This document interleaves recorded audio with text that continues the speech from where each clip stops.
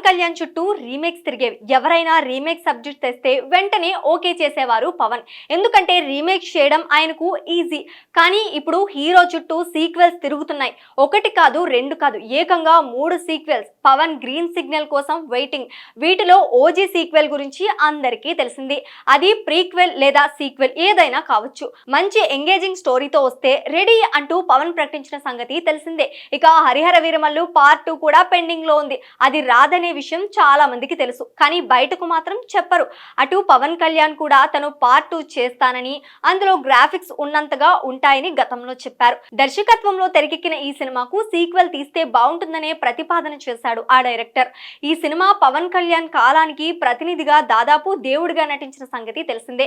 ఈ కథకు కొనసాగింపు ఐడియా తన దగ్గర ఉందని, పవన్ అంగీకరిస్తే వెంటనే పని మొదలు పెడతానని సముద్రకని ప్రకటించాడు. ఇక ఖుషీ సినిమాకు సీక్వెల్ లాంటి కథ ఏళ్లుగా పవన్ దగ్గర ఉండనే ఉంది.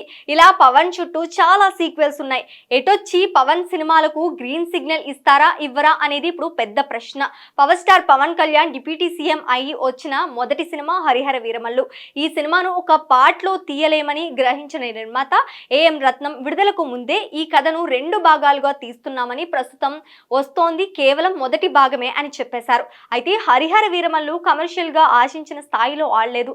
దాంతో ఇప్పుడు పవన్ కళ్యాణ్ దానికి సీక్వెల్ చేస్తాడా లేదా అనే సందేహం నెలకొంది. అయితే వీటన్నిటిలో ముందుగా ఓజీ సీక్వెల్ సెట్స్ పైకి వెళ్లే ఛాన్స్ ఉందని టాక్ వినిపిస్తోంది. దర్శకుడు సుజిత్ సీరియస్ గా ఓజీ సీక్వెల్ ప్రీ ప్రొడక్షన్ పనులు ప్రారంభించినట్లు తెలుస్తోంది. ఓజీకి పనిచేసిన అదే writers, assistant directors, technicians team మొత్తాన్ని మళ్ళీ ఒకచోట చేర్చాడట సుజిత్.